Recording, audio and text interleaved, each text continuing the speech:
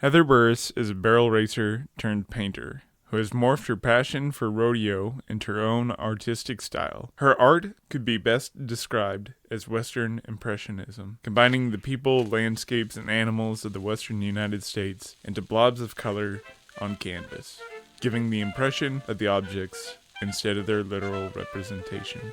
Heather was kind enough to let me into her house and into her studio to let me tell her story. So please join me as we go and meet Heather Burris. Okay, so today I'm here interviewing Heather Burris. She's a local painter down here in Rusk, and I'll go ahead and let her introduce herself. Oh, well, I'm Heather Burris, and I have been painting since I was pretty young, and been dabbling basically in acrylic paintings and Western art. I do landscapes, just horses, cows, rodeo. Pretty much I've ventured off to all kinds of things, though. Flowers, birds, and Yeah. But I just love to paint. Yeah. Done it since I was a little girl. So, you said you started when you were a little girl, so how did, you first get into art? Actually, my parents' best friends, was my godmother, Pam Block, was a professional artist, and when we were little, we'd go over to dinner at their house, and she'd always give me something to do, and I was just idolized her since I was a little girl, and she was just the best thing ever. And so we lived out in the farm, and winters were long in Pennsylvania, so I had a lot of hours in my bedroom. I would just paint, and just, that's how I started. Basically just loved it. And then junior high, I took almost every elective class. I was not really a big scholar as the books, but Yeah. every pass was in the art class. So my art teacher, I'd been some this junior high contests in high school, and just went from there. Yeah. So, what kind of artist was your parents' friend? She basically was a professional stained glass artist, but she did a lot of acrylic painting too. She did more modern, more things like that, but she was a stained glass, but she did a lot of painting. She did a little bit of everything. Yeah. What was the stained glass? Was that any kind of repairing churches or something? She was or amazing, was it from just... small to large. Yeah, she was all kinds. She just whatever. She had a lot of large clients. Yeah. Just to pay, yeah, she had all kinds. Like I said, I was pretty young. Remember exactly what she did, but didn't loved really it all. She was yeah. just the neatest lady ever, Yeah. Very quiet, nothing like me. So, But she was my hero. She was my incentive to do. I always wanted to. That she's the one that gave me my start. And Yeah. I just think it's just born with gift, desire, passion. That my horses is those things I always wanted to paint, and did pottery too. I was into pottery, anything artsy. Tried all the different mediums, but acrylic, because I'm a little too ADD for oil painting, so I have to have instant results. So acrylic's been my thing for the last 20, 30 years, but I put it on the back burner as life happened. Just 15 years ago, I picked it up again. I'm serious about it now. So yeah. So when you were in high school and taking all the electives and stuff, was there any idea one day I'm going to do this professionally, or was it just sort of yeah, passion? I always dreamed I wanted to actually be an art teacher because I love kids and love teaching. But that's what I always thought my goal would be, and dreamed about being an artist. But yeah, that just life happened and didn't happen till now. So what was the life that happened? Oh, we don't have near between? enough time. No, we don't have near enough time. It's long okay, form. I've lived in 5 different states, moved 17 times, 2 different countries. So but now I've been in Texas for. Well, now you're skipping over the interesting parts. What are the other 2 countries you lived in? Well, just Canada, very short. Just Canada? Time. Yes, but basically Washington State was the closest. I wasn't over there that long, but Yeah. beautiful country everywhere I've been. I've had neat life experiences, which really helps. The ideas, like some of my paintings, I took pictures of everywhere I was, and just kind of every painting I do, there's always a kind of like paint for a purpose with a purpose. I do that with kind of every painting I've done. I was just thinking about that this morning. I was thinking about that everything I've done. That there is a story behind every one. I think that's just part of the passion and the gift that you have to get to give to paint. I think all artists have that. Yeah. Way to can show what the story's going on, and I can really tell a story with every one. Sometimes I look like 5 different artists because it depends what mood I'm in or how it comes out. But see, but I feel like all of your stuff sort of has look like me? Yeah, it's got a I'm very congruent colorful. style I can't stop the color. I've tried pastels, but It just comes out colorful, and that's just how it happens. So This shirt is the dullest thing you'll ever see on me, the brown. No, I'm sorry. you only wear it for interviews. Yes, I thought try to be a little mellow. Yeah. So you mentioned that like every painting has a story behind it. So like out of, let's see, you can probably see the top two of your collage there, the one right behind you. Well, let's say all these small ones here, I did a lot of commission work, which I love, which was kind of humbling. It's what the heart of it is. I did a lot of rodeos, and I do a lot of kids' special times, which is really neat. I think the commission work I started with, people giving photo of a special thing, and I'd repaint, like say, these are all rodeo awards and hunting, or mostly rodeo events, but that's the humbling part, because it's neat to see they can carry that, you can bring it to life and have it forever. So that's what those are. But more of these up here are kind of mine.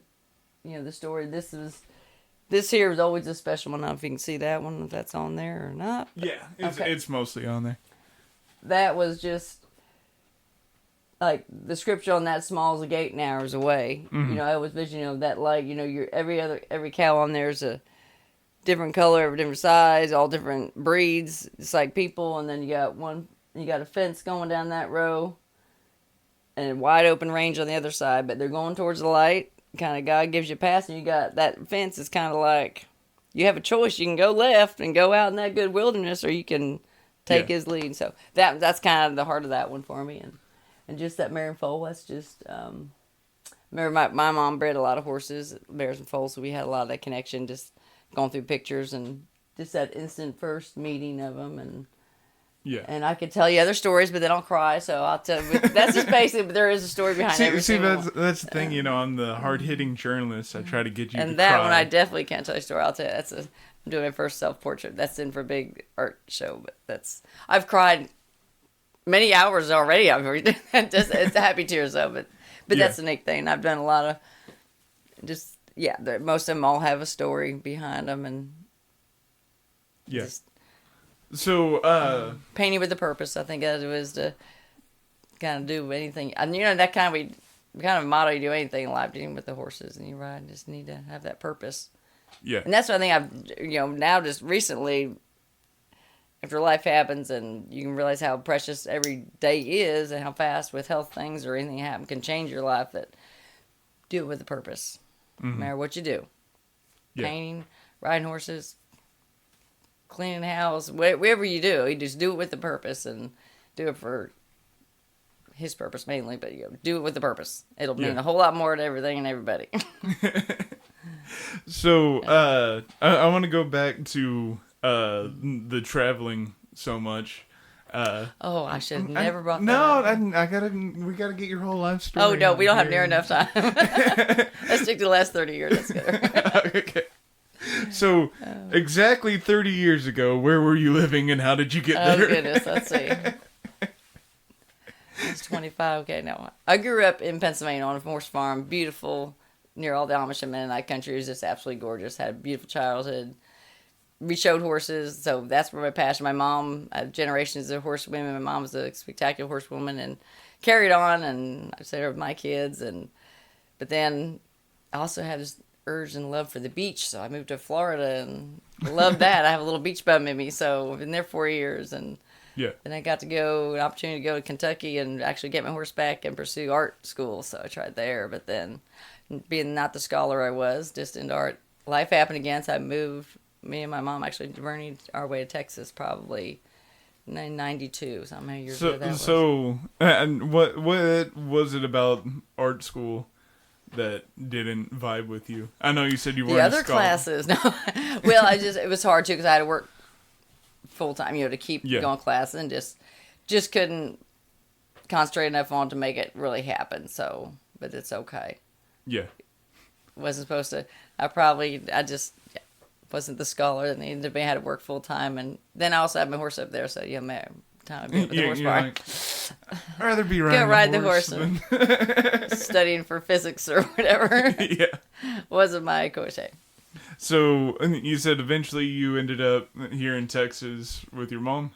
Yes, and then she got remarried and she moved a little bit further north And but anyways, but then I met my husband. Now we've been married 27 fabulous years. I'm one of those that does not have a bad husband story. We're the best friends. It's been an amazing journey, but he had a rodeo company, and so he just wanted a secretary, so I was the secretary to run the rodeo. But anyways, that was kind of a joke. But anyways, we were set up, and some other things happened. Life again, we went on the road, and we started, we had a gift shop there. So I started making some jewelry and making some stuff to put in there. Never told him I painted. He didn't even know I painted. Because I haven't done it for like 5 years before that. Yeah. And so we went on the road. He hadn't gotten hurt, so we had to go on the road. And we just he started making some barnwood stuff, and we bought in some stuff and made jewelry for 4 or 5 years. We went on the road and did that. And we were at a show set up, and my husband for a surprise, he met a lady that was an artist, and he took a barrel racing picture of mine and had a painting done of it. So he had to surprise me, and I opened it, and I'm like, oh, of course I cried. I'm like, oh, I can do this. He's like, you mean you can do this? I said, oh, I can paint that. I can just have that just open I said, yes, I can. I wonder if I can still do that. And yeah. Opened up with floodgates open. So then I started back painting, and that was 20-something years ago. But then, of course, things got busy again. But I really, 15 years ago, couldn't raise kids. We have 2 amazing kids, and now one's married with 2 children, and my daughter's fixing to get married. They're grown. So last 15 years, I really got serious about the art. I have the time now I can put into my art. And like I say, I had a little bit of health injury, so there's really limited to what I can do, but I am blessed that God allows me to ride a horse and paint. Yeah. So I'm going to do it with a purpose. So if you don't mind... here comes another question. Yeah. Oh, here it goes. So you mentioned the injury, and I know that led to stroke and stuff, and I was kind of wondering, like, does that tie into your whole philosophy of doing things with a purpose? Oh, tremendously. And how did that change that perspective? Oh, big. Like I say, 13 years ago is when it started, when I was involved in a head-on car wreck, and I had a lot of head injuries, brain injuries, and suffered for many years of misdiagnosis, many neurologists, and just had to live with that, and restricted so many things, and few operations on my head, and this long journeys just kind of, it's when you just kind of had to just suck it up. And I tried to continue life raising kids, and we got through, but there's a lot of things I couldn't do, and a lot of things I couldn't do, but I could still ride, and I still painted, and just 2 quiet things I could do. And then through a misdiagnosis, long story, I had a slight fall off my horse, wasn't even that bad, and had 4 brain bleeds and a stroke, and that was 3 years ago, and that just kind of changed. But so I really shouldn't be here. I am a testimony to know that it's amazing. And like I said, and then just 5 weeks later, we had our grandson in an accident. We just had a lot of emotional things, but it's one of those things, when doctors tell you, it took me a while to even be able to walk without a cane, and told me I'd probably never walk without a cane. And I'm sorry, that side of your brain that was injured is your creative side, so I'll probably never paint again or never ride a horse. Well, don't tell me that. Let me show you. So our God is bigger, and I had faith, and He's given me those are 2 passions I've had, that I was never a big scholar or those 2 things I just loved. We always could make a living at it. He always helped my husband do his rodeo business and whatever we could do. So I thought, I'm going to get serious about it. And when I started painting back, within a year after year after the stroke, I'm painting better. Just open the floodgates. Yeah. God's good. He's like, just open it. There's a purpose. You have to have a purpose, though. And every day is so precious. So it can be taken away tomorrow. So you live to the fullest and make a difference. And if there's whatever you got to make a difference with it, And when I ride, I don't ride for the buckles or the money. See, I'm going to cry. or the buckles or the money, okay. But I love my horse, That's her right there. And just to so if I can share a little testimony along the way, riding that horse and maybe winning the buckle, but that buckle ain't gonna be about me. It's about God giving me the opportunity and to show what He can do, because I'm not supposed to be doing this. Yeah. And one of these days I might just win a big art contest, but if not, I'm gonna have fun doing it. And I give away a lot of donations just because they're gonna have scripture on, they're gonna have a purpose. I'm going to use it for His glory. I promised Him, if you same thing with my horses, the painting, I'm going to give, share, whatever I can do to change and make somebody else. No, don't give up and don't subject to somebody telling you it's gonna be this way, it's gonna be that way. You know, you can't lose hope, you can't lose faith, but you got to work at it. You know, like you have your own business, you work hard, and you are who you are because you don't worry about others. I'm not looking for somebody's permission or somebody's judgment. Yeah. I'm sorry if they don't love me. God bless them. You know, if they don't like what I'm doing, well, bless their hearts. But I'm on a mission with a purpose. So, and it can be taken away. I'm going to live, and you know, I'm just so thankful. I have this amazing family that always behind me. And I have and friends and my rodeo friends and church friends but my cowgirl friends, and I have all these new artist friends because I was too intimidated to ever join an art league. Oh, that was just not me. This country girl's not gonna do. They wouldn't like me, and I did that a year and a half ago. The Pal of the Roses Art League and Tyler, amazing bunch of folks, amazing ladies, most supportive, and I have gained probably three for sure, really good friends through that just in a year's time. You're still not sure about the fourth one? I have like 4, 5, 6 friends, but there's 3 of them that we really, just this short period of time, I'm sure going to have many more, but they're precious. Yeah. All of them are. But I don't make names because just the way it is, but it's just because I stepped out of that box. Step out of your box. Yeah. So I want to kind of pull it back a little bit because you mentioned about, you know, because you decided to go into this art with a purpose and stuff. You feel like the floodgates kind of open for you. So what does the floodgates opening for you look like at that time? Wow, just like that. Now I decided I want an art studio. So this was our bedroom, like I said, you know, so I needed a place.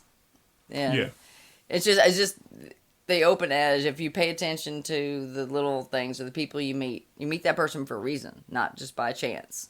Yeah. And being aware of that, it's amazing. The little things, if you look at it hard enough, people you meet and the things that come along, it's just not coincidence. So, but you have to act on it. I've learned to act on it. Yeah. And I met that one fella. I was up there getting prints made that I've done for many years through Motofo. They're amazing. They've done all my prints for 20 years. And I've been a gentleman that came in and started conversation and mentioned me about the art league and looked at my work stuff, and something just hit me. And just the way he looked me in the eye, and I respected. He was a very well-known gentleman in the arts, and I thought, I'm going to do that. Why not? So, and I've just met it has now challenged me now, and I've been stepped out, and I've gotten jury shows now. I'm just stepping out of the box, but I'm going to paint what I want to, you know, paint more myself now. More, I'm kind of letting my own art come through, and and I'm thinking he'll take that purpose. And so what does letting your own art come through?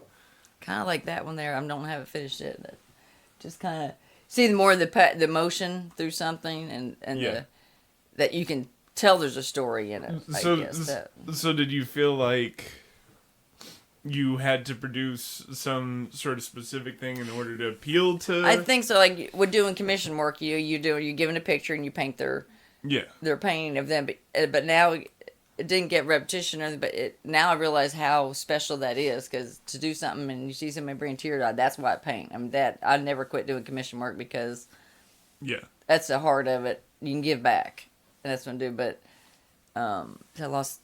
What were you telling me? So I get you were talking about when you started doing jury shows, you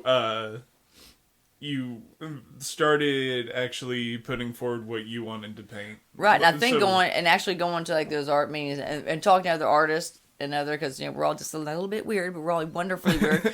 But they're so supportive, and so nothing's wrong in art. There's no wrong way. Just you got it. It's a feeling. It's a thing.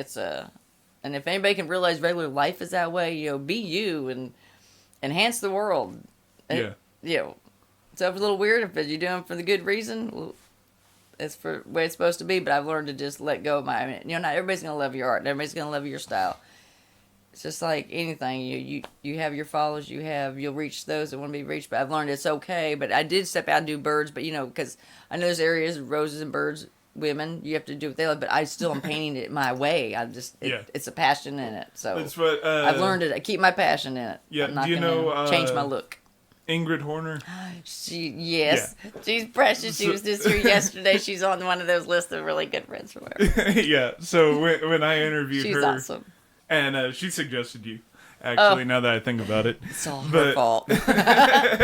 She's well, I also saw both of y'all's paintings next to each other at Rose City Framing. Oh, and Trisha, she's our precious close friend, too. They were here yesterday, too. No, she always asks me who I'm interviewing and stuff. Oh, goodness. But anyway, she talks about that, how, what sells here is, landscapes and roses, especially in Tyler and stuff. You got to find your people. I've learned to step out and find my people. Yeah, but we talked about how, she, with her very geometric awesome patterns and everything, she's going to do a landscape her way. Mm-hmm. Right. And it's going to be different from, what your style is. This very kind of impressionist Western style. Yeah. So everybody's going to bring their own. You pretty much thumbprints. Like, as an artist, I think I've learned that you want to be able to look at work and you put your thumbprint on it. That no matter what you paint. Yeah. They know it's kind of yours. Yeah. There's something about it that you're like, oh, that's this person. You can put your... It's not just somebody... And that's hard to let go sometimes because you think you're getting critiqued or...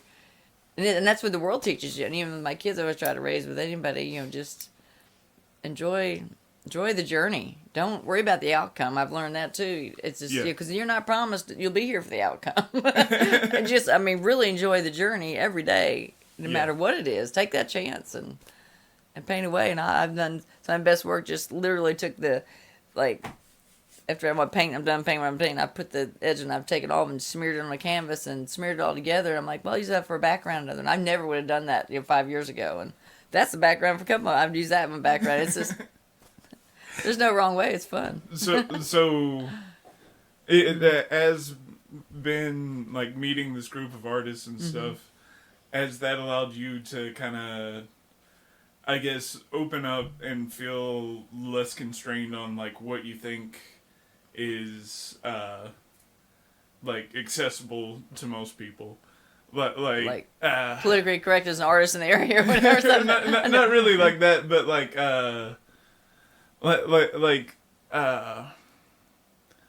kind of like there's a difference between a landscape or a painting of a horse or something you're doing compared to what I might see in a hotel lobby or something like that, because the variations that's more supposed to appeal to the widest audience. Right. Whereas, do you feel like you were trying to do that, and then now you've been able to kind of open up and express yourself more? I think so too. I think I'm not as worried. I'm worried to take those chances and learn it's okay to. You're going to have just your people and your followers and your... Yeah. And that's what... I'm so glad. Well, we were all the same. It'd be just we all had the same likes and everything. So, but you learn to be okay with that. That it's not like you do bad art or nobody likes your art. I can go to a show and set up and nobody buys it or looks at it. I'm fine with it. I've learned to be okay, not being instead of discouraged, be encouraged. I think that's more thing. And I just thought, especially I love going to meetings, listening to these professional art students. Instead of being intimidated, be encouraged. Don't be intimidated by anybody. Just learn from them. Be encouraged and it doesn't mean you're doing, and so many of the artists that I respect so much, they're so nice to give advice and help you. And that's what they're just the artist world's kind of like my horse world people, my horse friends. When I was injured, my diehards have been my barrel racing buddies and friends. They're the ones that came, they were there every step of the way, never left my side. And just like these art families, just like if you have any sports families, you have they're just they're there. They're your backbone, no matter what. You don't just talk art. They're solid folks. Yeah. And we're all just as weird as me. I feel like I fit in. I always felt like I was a black sheep. I mean, in high school, I was a cheerleader, did all the normal things, but I always felt like I did not fit in because I was the only kid that was a country kid, wore flannel shirts to a big school because I had horses, and I'd rather be on my horse or in the art room. Yeah. Yeah. But. So let's go into the sports world, since you brought that up. I love sports. I'm a football fan. Yeah. My dad was a football coach all them years. It's kind of bred in me. Who's your favorite NFL team? I'm a Mahomes fan. I'm Kansas City. Kansas City. Even though Dallas Cowboys and Philly Eagles, I'm still on the Eagles fly, Philadelphia, and the Cowboys. We're gonna have to, we may have to fight after I know. this, I'm sorry, but I'm brave enough to say it. I'm okay. It's just the way it is. So, Like barrel racing, was that something you said you had horses and stuff? Is Well, that something you yes, I started out never barrel in the Northeast. There was no really rodeo or barrel racing. We did the show horses, so we did the English and the Western. with? Yeah. And my parents bred those type quarter horses. We did the show circuit, and which taught me how to ride. English taught me, even the little monkey suit you had to wear, taught me to ride more than anything. And I had amazing young couples trainers that were just Kim and Renee Myers that just taught me how to ride. So my mom was a wonderful rider. She did all her lessons, but then I always wanted to go fast. But even for the all arounds, the only time they let me get in the barrel class. But so when I old enough and moved to Florida when I was 17, 18, and got my pleasure horse back. Every couple of years, life happened. I made my old Western pleasure horse a barrel horse, and I thought, I'm going to go fast. And I met a lady that kind of taught me a little bit, and then I moved to Texas. It was wide open. I'm fixing to learn it and enjoy it. I might not ever be the best or win anything, but to me, it wasn't by the way. It's fun. And I rode some racehorses and exercised them for about a year just to go fast. Did that, but then I got kind of thrown off one of those and hurt, and so I couldn't do that anymore. So. Anyway, but I got to go fast. I got to go really fast. So, Yeah. But it was something I did. And I team roped. I did a lot of team. And I would be a team roper now if we had a horse. I love that team. I said me and my husband met, actually. He just liked my head horse. But anyway, so we used to team rope lunch together. So but I'm just now barrel racing. The last horse I have after injury was a blessing. And she was pretty much God sent to me. And I trained her and raised her. And she's all I need. I'm not riding outside horses or she's all I need. Yeah. So when it comes to barrel racing, because I'm just interested, because it's kind of a world I'm not a part of. I know, and you're in Texas. That blows me away. Well, I go and watch them every once in a while and stuff, but wasn't really grew up around horses. I guess my sister rode horses, but she was 9 years older than me, and then I came, and then all my brothers. So we didn't get to do the cool stuff. I know. I take it for granted because I was born into it. So it's like breathing to me. I can't. Yeah. It is. It's really like breathing. People like now will probably look at me like, oh, you should not be riding a horse with my injuries I had. But God's my leader, and I'm smart about it. But it's like breathing. And if people only knew what inside of you when it's part of you, and it's been given for a reason. So do it with a purpose. But I'm careful. Yeah. I'm not young and stupid anymore. So I know with like. With what would you say, like English writing and stuff like that, that's all about how much control the rider has over the horse and stuff.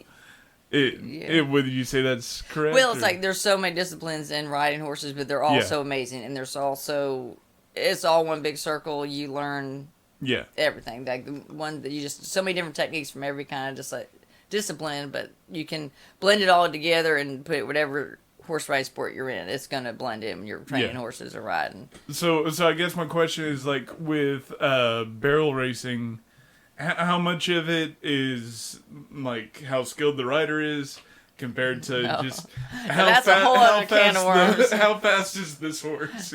Well, it's now is a huge industry of these horses are bred to be athletes. Unbelievable. The breeding programs are just amazing. But yes, you're gonna have to have one that's physically able to do what you want to do, and the time I would say almost probably 60 horse and 40 person. You're gonna have to be a team. Yeah, you're gonna have to. Yeah. So is it like the physical demands, or just like building that relationship with the horse to where it trusts you to take it like 40 miles per hour? Well, I think I'm all about. I've had a lot of reject. I get a lot of because I didn't have the financial status to go buy horses that these high up. So I was fortunate enough that I did get my husband's a horse shoer, so he would come across these deals. Most of them were kind of people's horses rejects or wouldn't want it or did somebody bad. They don't like because there's one you can afford. But I love that challenge. It's like I could just connected with everyone I had, even though they were somebody's like, oh my gosh, I would not ride that horse. But I always found something I loved about it. I'm still that way. Yeah. Nobody probably ride a horse I'm running right now, but I love her. It's kind of you like have to bond. It's kind of like this is my dog sort of thing. Yeah, she's so pretty. Yeah, and we're not. Every time we come out of barrel runs, like last night I went to barrel race. Even though we had a bad first barrel, we just came out like we just had the best run. It was so fun. It's all about. I'm in it for the fun now, and It's neat to see when you put all those in. You put hours of work, and like every horse I've had, never had one to take two with you. You better put the hours in. Yeah. And it's like painting. Anything you do, if you want to be a purpose, put your purpose in it. But if you're going to get the results, whatever you put into it. And those animals are the same way. But you have to have that bond. You have to have that trust. Kind of like, I think when you get, like when I do the painting, this is weird, but they're so much alike. Because I get open canvas, blank canvas. I got to trust that, don't worry about exactly where every stroke's going to go. Trust it. I'm going to trust that, okay, I know what to do. And, put that paint on, just like, that horse has to learn to trust me. And you do. You learn to trust each other. And then once you train him, you have to give it back to him. Okay, I trained you. I'm going to believe in you. And you got to trust him. You got to trust him a little. It's just a neat bond. I just can't imagine. It's kind of, but they are very similar. I know it sounds really weird, but I have two places. I can be in here for like 8 hours and I realize that even though I've headache, and the time goes away, and I can be on a horse and just be out there for hours, and they're very similar. Yeah. Yep. Yeah.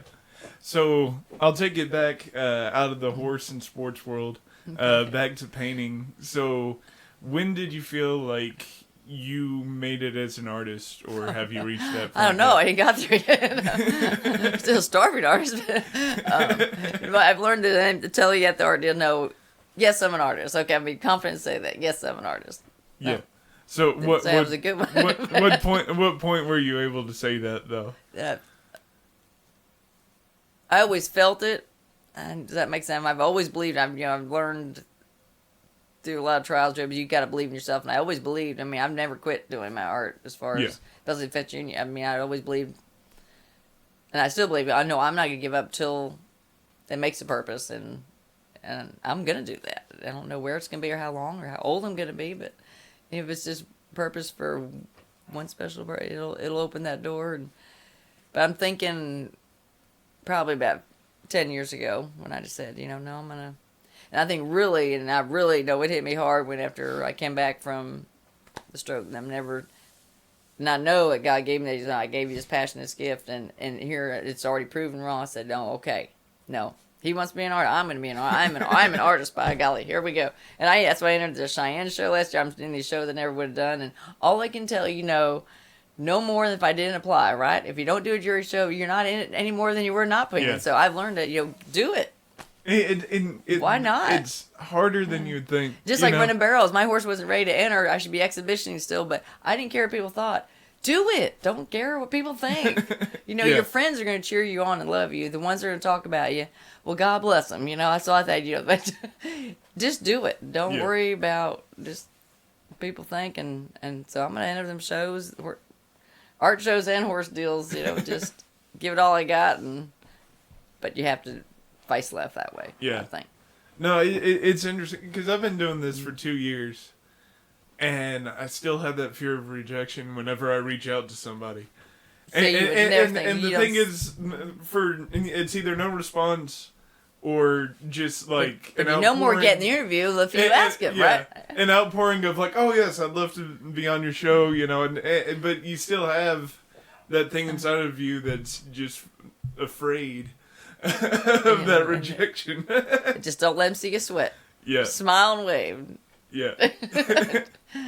So is there anything you'd like to lead the show with, or any places people could reach you or anything? Well, first of all, get your purpose, no matter what it is, and live life and enjoy it and do it for His glory. And I was brave enough, yes, I have a website now. You can go to www.paintingsbyheather.com, or I have a Paintings by Heather Facebook page.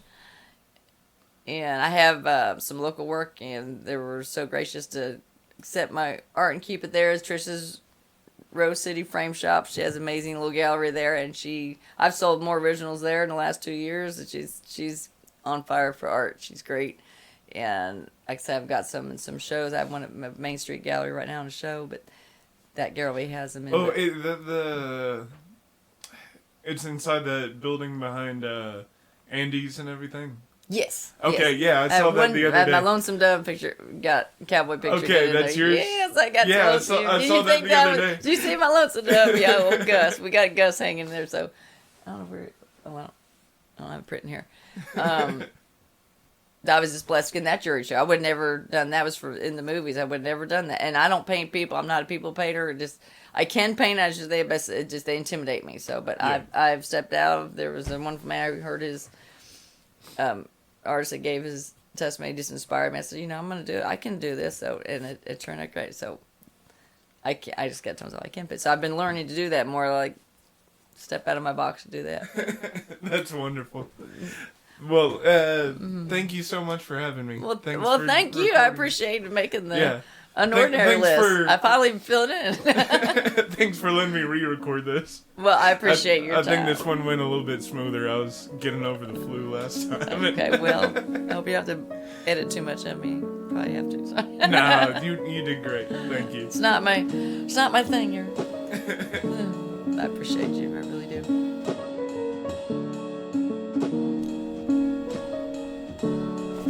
Oh, hi. You made it to the end. Congratulations. Not many people do that. While you're here, as well, like and subscribe and check out our social media on Instagram and Facebook under the same name as down there. Thanks.